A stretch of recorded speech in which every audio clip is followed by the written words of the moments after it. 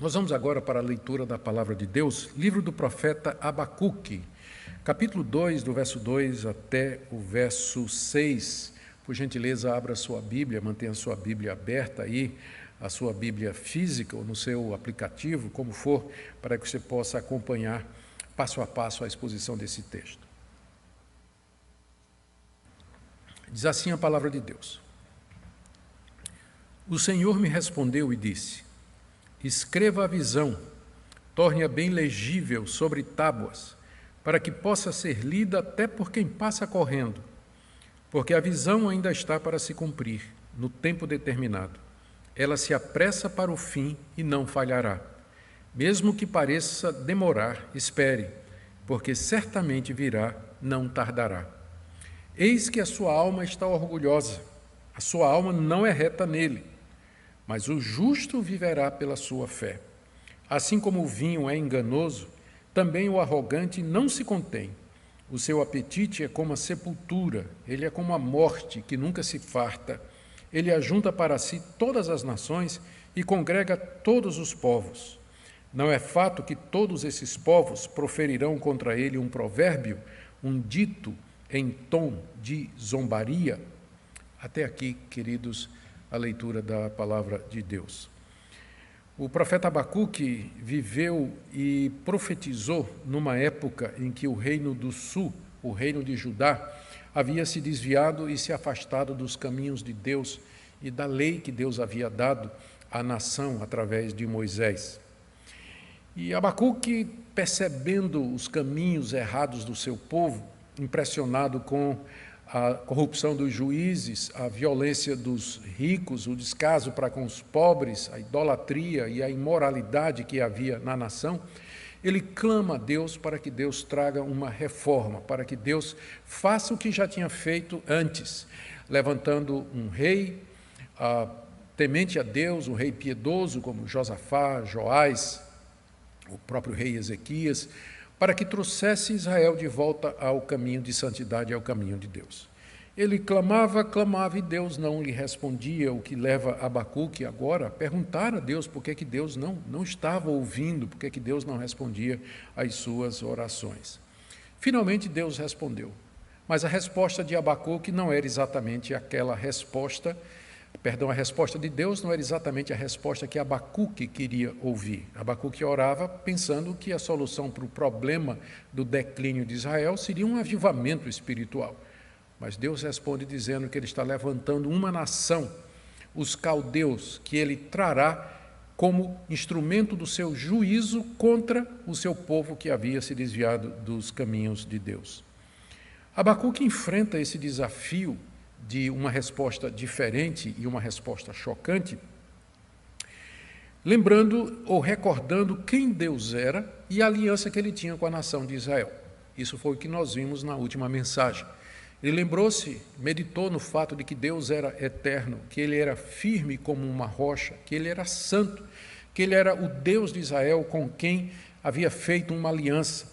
E, portanto, dois resultados da meditação de Abacuque. Eles não morreriam, mesmo que o desastre ia acontecer, que haveria a invasão dos caldeus. Isso não significaria o fim do povo da aliança, uma vez que Deus é fiel à sua aliança, ele tinha um pacto com a nação de Israel. E segundo, Abacuque entendeu que Deus estava levantando os caldeus, os babilônicos, sob a liderança do rei Nabucodonosor, não somente para disciplinar o povo de Deus, mas servir de juízo para todas as nações do Antigo Oriente, como um poder mundial que haveria de controlar e dominar todos aqueles povos através do poderio militar. Mas isso, então, leva Abacuque a uma outra crise. Como é que um Deus que é tão puro de olhos que não pode ver o mal, como é que ele suporta o ímpio, ele suporta uma nação tão violenta, cruel, como a nação dos caldeus, os babilônicos? Em especial, como é que Deus poderia usar um povo ímpio como os caldeus para punir um povo mais justo do que ele, que eram os judeus? Porque apesar de todos os desvios, os judeus ainda eram mais justos diante de Deus do que os babilônicos. E Abacuque traz tudo isso diante de Deus em oração. ele expressa seu questionamento a Deus, seu lamento, sua queixa, em oração diante de Deus e resolve aguardar a resposta de Deus em silêncio, como diz o verso 1 do capítulo 2. Estarei na minha torre de vigia, ficarei na fortaleza e vigiarei para ver o que Deus me dirá e que resposta eu terei à minha queixa. O que nós veremos hoje é exatamente a resposta de Deus ao profeta Abacuque. Deus respondeu ao seu servo. E é o que nós vamos ver agora, do verso 2 até o verso 6. Deus finalmente lhe responde, diz o verso 2: o Senhor me respondeu e disse. Que bênção, não é? Quando Deus nos responde, Ele pode demorar, mas eventualmente Ele nos dará uma resposta. E a resposta de Deus se foca no questionamento que Abacuque havia feito no capítulo anterior, no verso 13. Por que toleras os traidores e te calas quando os perversos devoram aqueles que são mais justos do que eles? Em resumo, Deus disse que iria punir, essa é a resposta de Deus à queixa de Abacuque. Como é que o Senhor permite que um povo ímpio seja instrumento teu, ou como é que o Senhor usa um povo ímpio como instrumento da tua justiça? A resposta de Deus é que Deus iria punir os caldeus por sua vez. Eles agora seriam o chicote de Deus para as nações. Mas Deus, então, no tempo certo, haveria de dar o castigo deles, pelas suas próprias impiedades, violência, crueldade, idolatria e arrogância, que é o conteúdo de todo o capítulo 2, do qual nós veremos apenas a primeira parte hoje. Vamos examinar, então, a resposta de Deus a Abacuque, como é que ele respondeu à queixa do profeta e qual a atitude que ele queria que Abacuque tomasse diante da sua resposta. Lembrando que esse ponto aqui, ele é bem atual. Nós, por vezes, perguntamos ou questionamos a justiça de Deus, não porque queremos ser rebeldes contra Deus ou maliciosos contra o nosso Deus, mas porque nós não entendemos, que era o caso aqui do profeta Abacuque. Não são poucos aqueles crentes que, com frequência, por não entenderem os desígnios de Deus, se enchem de dúvidas e questionamentos a respeito dos caminhos do Senhor. Aqui, Abacuque é ensinado por Deus como ele deveria reagir diante daquela situação, e minha expectativa é que, ao expormos isso, você também seja abençoado com a resposta de Deus, como também Abacuque foi. Primeiro, Deus determina que Abacuque escreva a visão que ele deu a Abacuque, a resposta foi dada numa visão. Está aí no verso 2, ele diz assim: escreve a visão, torne-a bem legível sobre tábuas, para que possa ser lida até por quem passa correndo. Deus mandou que Abacuque registrasse a visão que ele lhe deu em resposta ao seu questionamento. Teria que ser de uma forma bem legível, fácil de ler, em tábuas. A ideia é de que aquilo tinha que ficar gravado durante bastante tempo. Os pergaminhos que eram normalmente usados para se escrever coisas naquela época se deterioravam rapidamente com o tempo. Então, gravar em tábuas quer dizer grave porque isso aqui vai servir para outras gerações. E também que gravasse em letras grandes, torna bem legível, para que possa ser lido até por quem passa correndo. A ideia é que Abacuque pegasse a visão que Deus lhe deu, pegasse tábuas e encravasse ali, gravasse ali, fizesse uma obra de escritor ali, de uma forma tão grande as letras e as tábuas, que até uma pessoa que passasse correndo poderia olhar e ler aquilo que estava escrito. O que nós temos aqui é o primeiro outdoor de que se tem notícia. Não é? A visão deveria ser escrita de uma maneira legível e com letras tão grandes que até uma pessoa que passasse correndo poderia entender. O alvo de Deus é que ninguém pudesse reclamar, se queixar ou dizer que não sabia quando o juízo viesse, quando as coisas acontecessem. Deus quer que fique gravada a sua profecia, a sua palavra, para que a sua veracidade seja verificada, que é o que está aqui no verso 3. A razão pela qual Deus mandou que Abacuque escrevesse daquela maneira tão tão radical, por assim dizer, é porque a visão que ele deu a Abacuque, o conteúdo da visão, que era o castigo dos caldeus, ainda está para se cumprir no tempo determinado. Ela se apressa para o fim e não falhará. Esse castigo que viria sobre o rei Nabucodonosor e que Deus mostrou a Abacuque na visão, era alguma coisa ainda futura. O tempo deles estava chegando, mas ainda não era naquela época, não seria durante o tempo de vida de Abacuque, nem no tempo de vida da sua geração. Mas apesar de demorada, a visão não falharia. Deus haveria de executar o que ele mostrou a Abacuque no tempo certo. O que Abacuque deveria fazer era preservar aquela profecia até que ela se demonstrasse historicamente. Por isso é que Deus queria que ficasse registrado, para que quando se cumprisse o castigo sobre os caldeus, que ele revelou a Abacuque, ficasse claro que Abacuque era de fato um profeta de Deus, que Deus pode demorar, mas que afinal ele cumpre tudo o que ele prometeu, e que os escritos dos profetas são fiéis e verdadeiros e inerrantes. O que nós temos aqui diante de nós é uma visão ou o processo pelo qual a Bíblia foi escrita, que o Antigo Testamento foi escrito.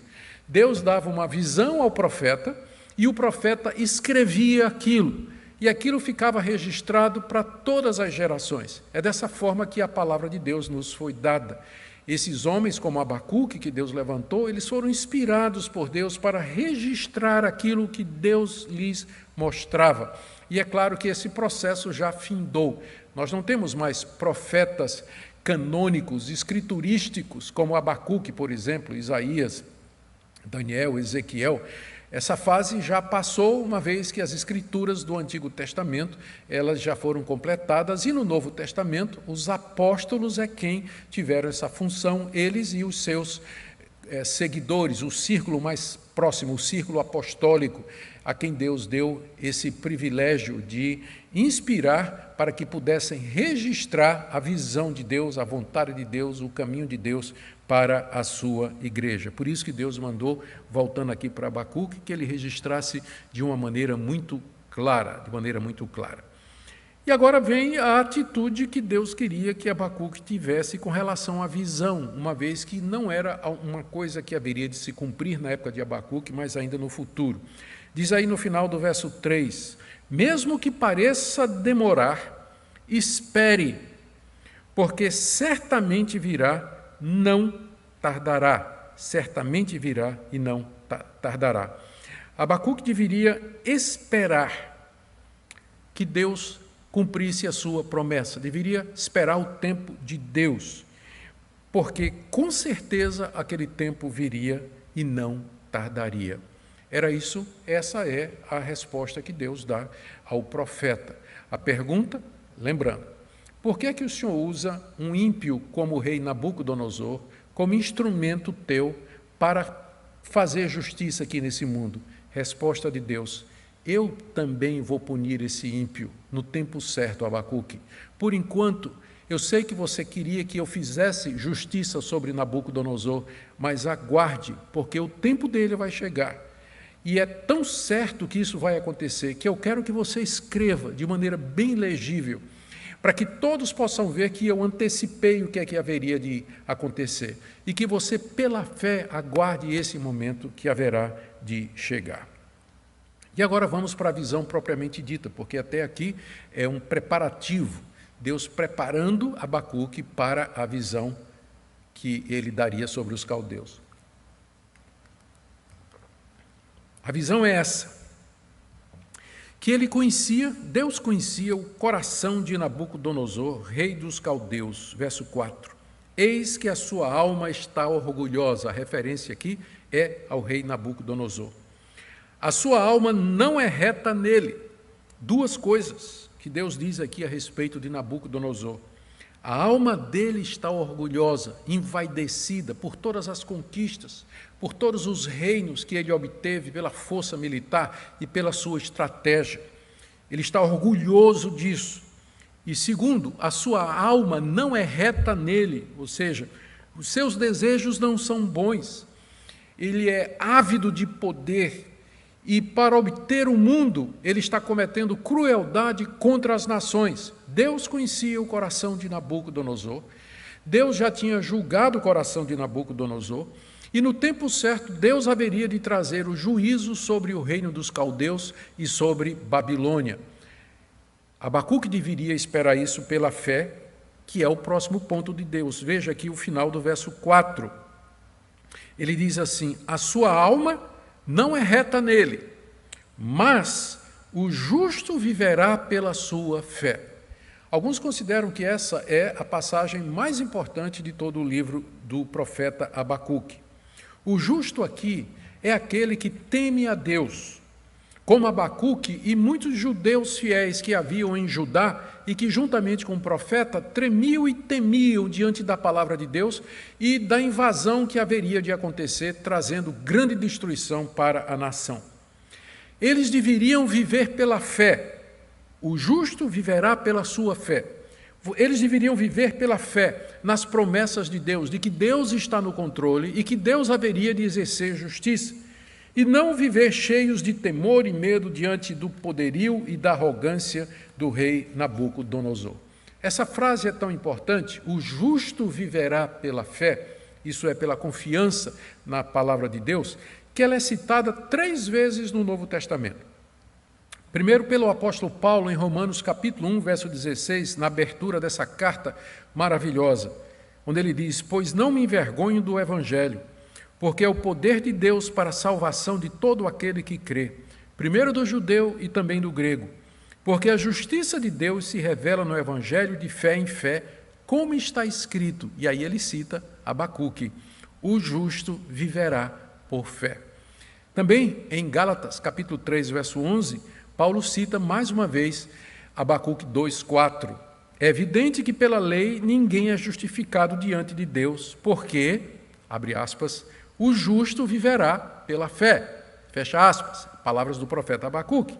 E o autor de Hebreus, no capítulo 10, 37 a 38, ele diz assim: porque ainda dentro de pouco tempo aquele que vem virá e não irá demorar, mas o meu justo viverá pela fé, e se retroceder, dele a minha alma não se agradará. O sentido em que os autores neotestamentários usaram a passagem de Abacuque é o mesmo sentido em que a frase é usada no livro do profeta, que é esse: aquele que é justo, ou seja, aquele que é crente, temente a Deus e que foi justificado pela fé, ele viverá aqui nesse mundo mediante a confiança nas promessas de Deus. No caso de Abacuque, as promessas de que Deus haveria de, no tempo certo, punir toda a impiedade dos caldeus e do rei Nabucodonosor.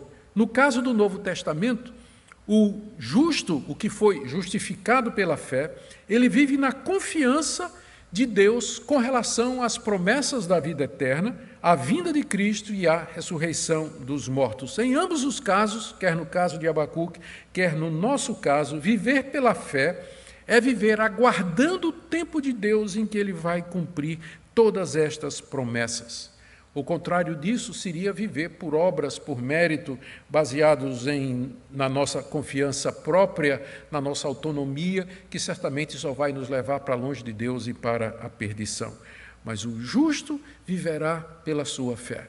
Ele vai viver aqui nesse mundo em plena confiança nas promessas de Deus, de que Deus haverá de perdoá-lo, Deus haverá de levá-lo para o seu reino celestial e lhe dar a vida eterna no novo céu e na nova terra, onde habita a justiça, com corpos ressurretos, glorificados e imortais. Nós vivemos aqui nesse mundo pela fé nessas promessas, por isso nós não nos abalamos, nós não perdemos o ânimo, mesmo diante de pandemias como essa, de catástrofes como essas e de outras provações e dificuldades que já vieram e que virão depois dessa passar, se for a vontade do nosso Deus.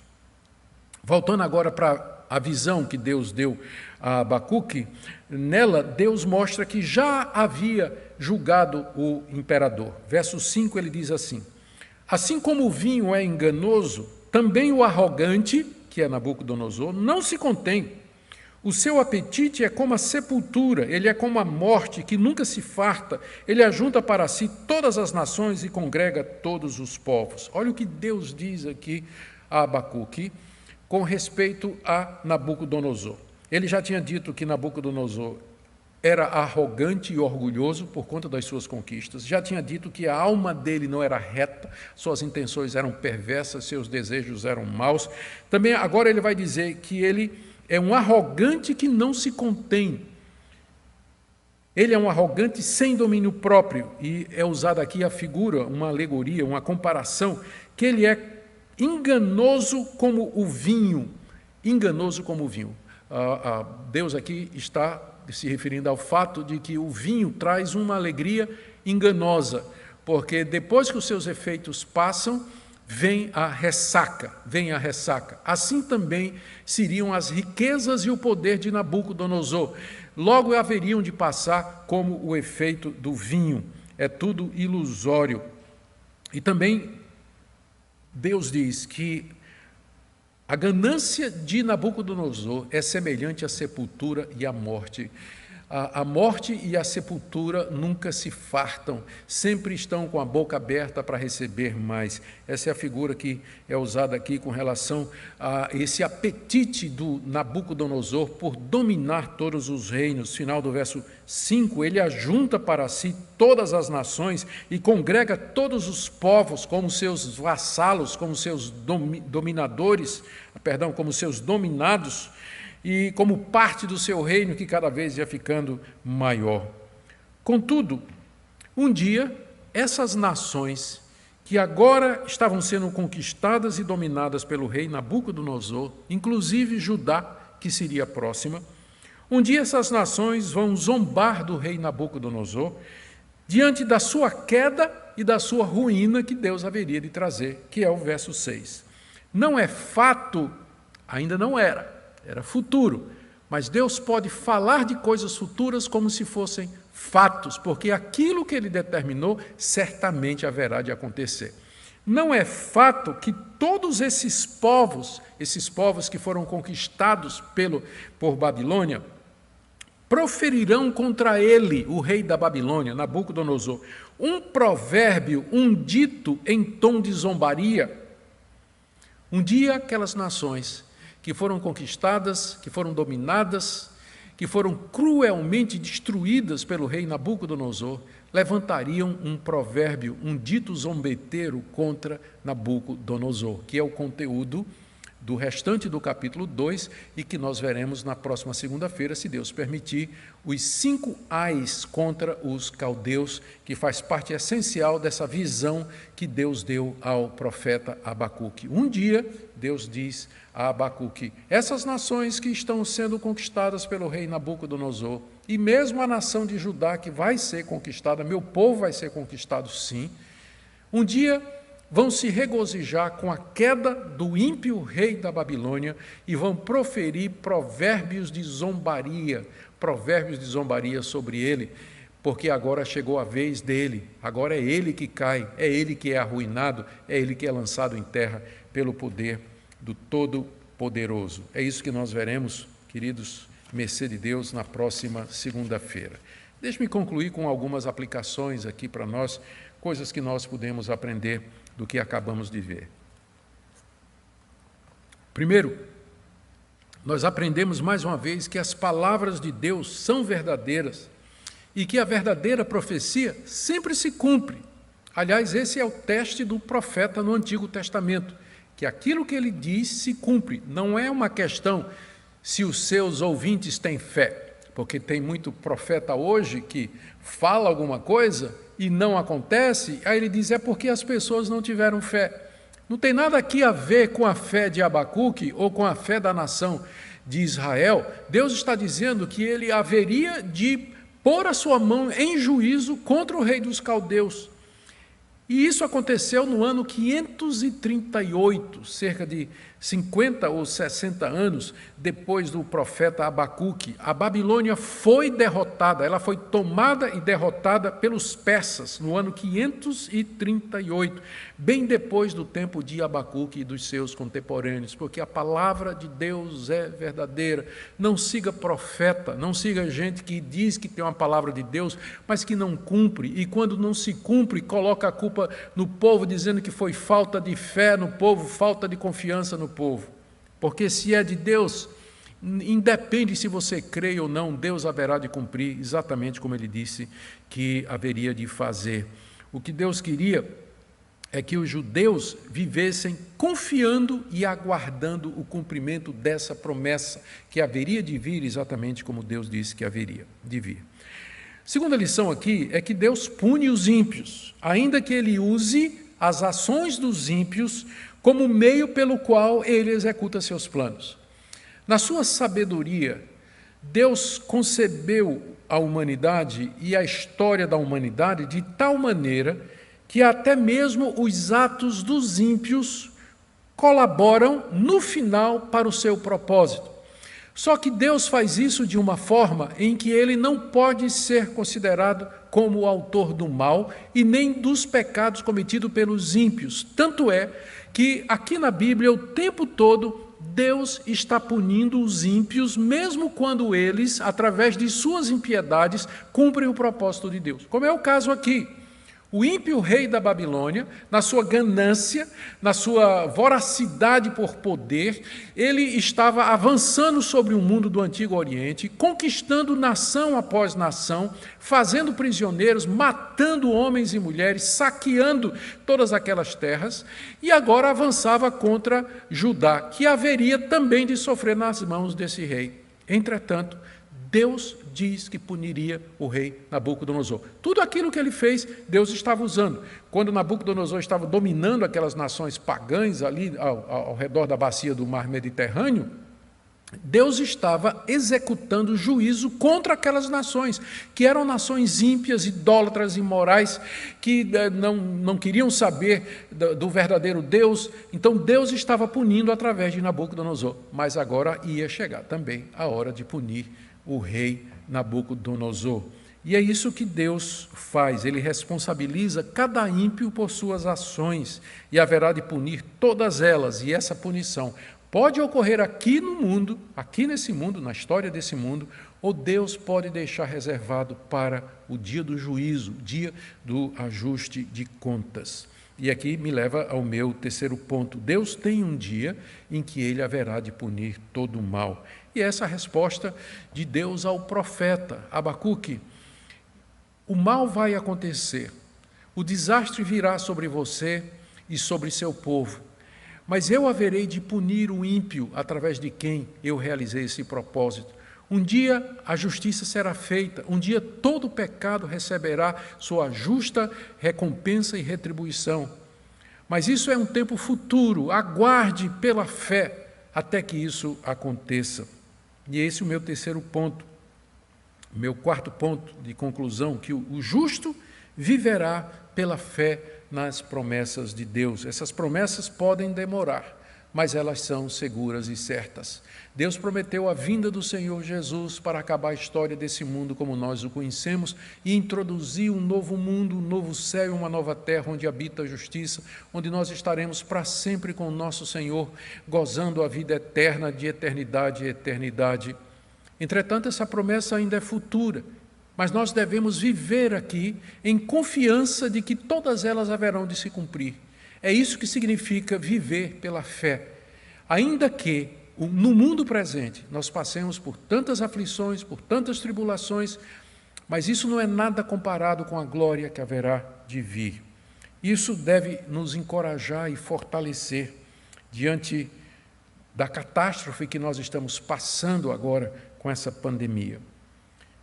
Querido, confie nas promessas de Deus que estão aqui registradas na Escritura Sagrada. Nenhuma delas haverá de cair, todas elas são fiéis e verdadeiras. Veja como a palavra que ele deu a Abacuque se cumpriu exatamente. Nosso Deus prometeu estar conosco e nos livrar para o seu reino, prometeu nos perdoar, justificar, receber como filhos e nos dar a vida eterna.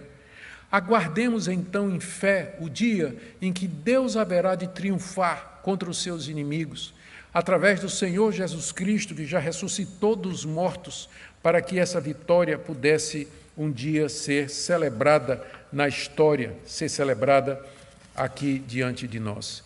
Eu quero orar com você agora, no final dessa palavra, esperando que ela seja usada por Deus para seu conforto e para o seu fortalecimento. Oremos. Senhor, Tu és fiel e Tua palavra é verdadeira. Passarão os céus e a terra, mas a Tua palavra não haverá de passar. Tudo que o Senhor prometeu, tudo que o Senhor disse, através dos profetas e dos apóstolos, aconteceu e haverá de acontecer exatamente como escrito. Nós te damos graças porque te aprouve revelar o segredo da Tua vontade aos Teus servos através das Escrituras. Nos ajuda a tê-las como regra de fé e prática, como um luzeiro seguro no meio desse mundo tenebroso. Eu oro, Senhor, que o Senhor nos conforte, nos console quando meditamos no mundo vindouro que o Senhor prometeu para nós, e assim nos consolamos enquanto vivemos no tempo presente, debaixo do pecado, debaixo do sofrimento, da dor e dos males. Eu oro pelos sofridos, por aqueles irmãos que estão passando necessidade, enfrentando grandes dificuldades. Eu oro também, Senhor, por todos aqueles, Teu povo, que tem vivido esse momento de isolamento social, que o Senhor dê paciência, sanidade, tranquilidade, ânimo. E, Senhor, abrevia esses dias para que nós possamos suportar. Tem misericórdia dessa nossa nação tão querida. É o que nós pedimos em nome de Jesus. Amém e amém. Muito obrigado. Enquanto as perguntas estão chegando, eu quero dar um ou dois avisos para vocês, agradecendo já a sua participação. Lembrando que amanhã começamos o nosso congresso online, a igreja depois da pandemia, a igreja pós-pandemia, começando às 19h30 no canal de YouTube da Primeira Igreja Presbiteriana do Recife. As inscrições são absolutamente grátis, nós já temos mais de 6.000 pessoas inscritas. Nós queremos inscrições porque nós iremos fazer sorteio de livros e de outros prêmios no decorrer do congresso, que vai até sexta-feira, terminando com a palavra do reverendo Hernandes Dias Lopes e um bate-papo com os 4 palestrantes, além do reverendo Hernandes, Paulo Júnior, Franklin Ferreira e esse que vos fala. Então, você pode já, inclusive, mandar perguntas para o encontro de sexta-feira, quando nós estaremos, juntamente com os demais palestrantes, respondendo as perguntas que vocês enviarem. É um evento beneficente e nós estaremos exibindo um QR Code para que você possa generosamente contribuir para várias entidades de caridade, entidades beneficentes que com certeza estão passando por momentos difíceis e precisam da nossa generosidade. Lembrando também que todo domingo, às 9h da manhã e às 18h, nós temos transmissão aqui da nossa igreja das pregações da nossa equipe pastoral. E você já se prepare, se organize com sua família para participar e celebrar o culto doméstico em sua casa, aproveitando a transmissão da pregação da Palavra de Deus. Nós vamos agora para as perguntas. Espero que vocês tenham maneirado hoje. Muito bem. Está aqui uma pergunta da Alcione Pessoa. Podemos usar esta oração de Abacuque nos dias de hoje? Com certeza, Alcione. Tudo que nós temos na Bíblia serve de modelo, de orientação para nós, guardadas as devidas proporções. Eu creio que a oração que você pergunta aqui, ou que você faz referência, é a queixa de Abacuque no capítulo 1, quando ele diz, ele pergunta a Deus por que o Senhor tolera a opressão, por que o Senhor tolera os traidores e se cala quando os perversos cometem as suas perversidades. Sim, nós podemos fazer a mesma pergunta a Deus. Deus, até quando o Senhor vai permitir que os maus dominem? Até quando o Senhor vai permitir que os corruptos continuem fazendo suas corrupções e assim por diante? Nós podemos clamar a Deus para que Ele exerça justiça aqui nesse mundo, com certeza. O Nelceli Santos diz assim: quando pedimos uma orientação de Deus sobre alguma situação de vida e Ele não responde, e a decisão precisa ser tomada de qualquer forma, como proceder à luz da palavra de Deus? Eu creio que, Nelceli, Deus já nos deu informações suficientes na Bíblia para que nós possamos tomar decisões assim. Então, vamos imaginar, de repente chega uma moça para você, não é, desimpedida. Vamos imaginar, não sei qual é a sua situação, mas vamos imaginar que você seja solteiro e desimpedido, apenas como ilustração. E chega uma moça para você, que não é crente, e ela diz assim, ela não é crente, ela não teme a Deus, na verdade ela tem outros caminhos, ela diz: olha, eu estou interessado em você, você quer casar comigo? Você não precisa nem orar a Deus para perguntar se é a vontade de Deus que você case com aquela moça, porque a palavra de Deus já nos orienta, em muitos lugares, de que o crente deve casar com crente e não com descrente. Então, tem muitas orientações da Bíblia, bem gerais, que já nos ajudam a tomar uma decisão, fazer uma escolha, sem que haja necessidade de a gente pedir a Deus uma revelação específica. Então, imagine uma moça que ela vai comprar um vestido e ela chegou na loja e ficou na dúvida, não é? Ela tem ali vestidos bonitos e tem um lá que é bem decotado, bem curto, mas muito bonito. Ela não precisa orar a Deus pedindo assim: Deus, me dá uma revelação se eu compro esse vestido ou esse aqui que é mais discreto, porque Deus já mostrou na Bíblia que as mulheres têm que, e os homens também, se ataviar com modéstia, sem provocação. Entende o que eu estou dizendo? Então, a Bíblia já tem muitas orientações que nos ajudam a tomar decisões, sem que seja preciso uma revelação particular de Deus sobre determinado assunto.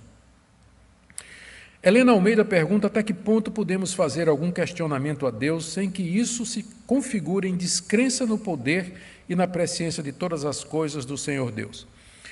Olha, todo crente verdadeiro, ele vai ter um momento de questionamento, ele vai ter um momento de dúvida, momento de perplexidade a respeito de alguma coisa. E o fato de que só o fato dele levar isso a Deus, só o fato dele questionar isso diante de Deus, já mostra que sua fé é verdadeira. Porque uma pessoa que realmente no fundo do seu coração desconfia de Deus e não tem fé, quando ela passa por uma crise dessa, a última pessoa com quem ela vai conversar é com Deus. Mas o crente verdadeiro, no meio de uma crise existencial, uma crise de fé, uma crise doutrinária, ele recorre a Deus, como Abacuque está fazendo. Abacuque é o exemplo do crente. Passa por crise, não compreende certas coisas, mas ele não abandona Deus, ele não larga Deus. Ele ora, ele insiste, aguarda, fica na torre de vigia esperando a resposta de Deus. André Martins: assim como o ímpio cai na armadilha de se orgulhar na própria força, também um temente a Deus pode cair na armadilha de se orgulhar das bênçãos que o Senhor derrama através do seu ministério. Claro, né? O orgulho é uma coisa que atinge tanto o descrente como o crente também, a vaidade, não é? A arrogância. Aqui é bom lembrar aquela passagem de Paulo na segunda carta dele aos Coríntios: o que é que você tem que você não recebeu? E se você recebeu, por que se gloria como se não tivesse recebido? Então, tudo que nós temos vem da parte de Deus. Por isso, nós não podemos nos gloriar. Se Deus abençoa o meu ministério, se Deus abençoa a minha pregação, se através de mim as pessoas são alcançadas e convertidas, tudo isso é a graça de Deus. Eu devo saber que eu sou um pecador, que eu sou indigno, e se algum bem acontece através de mim, é apesar de mim, é somente pela graça do nosso Deus. Patrícia Damasceno: como Deus responde nossas orações nos dias atuais? Olha, não há um referencial ou não há um modelo padrão de Deus responder. Ele responde de acordo com o que cada um pode atender. Deixa eu dar uma ilustração. Quando eu me converti, há cerca de 40 anos atrás, eu era um novo convertido, extremamente zeloso, extremamente ansioso pelas coisas de Deus, sedento da palavra de Deus. E eu orava e eu perguntava a Deus o que é que Ele queria da minha vida. Eu me lembro de várias vezes em que eu abri a Bíblia e, de repente, aquela passagem, uma passagem saltou aos meus olhos, a passagem gritou, não é? Como se fosse assim, ela como que disse assim, olha para mim, me pegou e me puxou para ela. Deus falou claramente por aquela passagem, era como se eu estivesse ouvindo a própria voz de Deus. E isso aconteceu várias vezes durante o meu tempo de novo convertido. À medida que os anos foram passando e eu fui conhecendo a Bíblia, o conteúdo da Bíblia, entendendo o progresso da história da revelação, esse tipo de experiência foi se tornando cada vez mais raro, uma vez que Deus não precisava mais me tratar assim de maneira tão direta, uma vez que eu já conheço os princípios da palavra de Deus e eu mais ou menos entendo como Deus funciona, né, bem limitado dentro daquilo que Ele nos revelou, e eu sei como é que Deus espera que eu reaja em determinadas situações. Então, hoje eu leio minha Bíblia, e leio toda ela orando, geralmente eu gosto de fazer isso, ler a Bíblia e orando, sentindo a palavra de Deus, orando a cada versículo, e é um tempo maravilhoso, mas aquele tempo assim de que praticamente todo dia, né, tinha um versículo que pulava em cima de mim, me agarrava, gritava, dizendo assim, me ouça, me leia. Esse tempo aí já passou, embora ocasionalmente isso ainda possa acontecer. Então, dependendo da maturidade, dependendo do tempo, dependendo do conhecimento da pessoa, Deus irá responder às orações de acordo com a pessoa. Deus sabe falar numa linguagem que todos nós podemos entender. Agora vamos para a última pergunta aqui. Isaac dos Santos, como entender, aceitar e descansar com o silêncio de Deus? Isaac, eu te digo que essa é a maior provação de todas. De todas as provações, a que mais nos incomoda é o silêncio de Deus. É a gente orar, a gente suplicar, a gente esperar, e parece que Deus não responde. O silêncio de Deus pode ser interpretado de muitas maneiras. Pode ser simplesmente Ele dizendo, aguarde, eu estou testando a sua fé, eu vou responder da forma correta. Ou pode ser simplesmente Deus dizendo, reexamine a sua oração, sonde os seus motivos, veja o que é que você está pedindo. Ou então Ele pode simplesmente estar dizendo, não.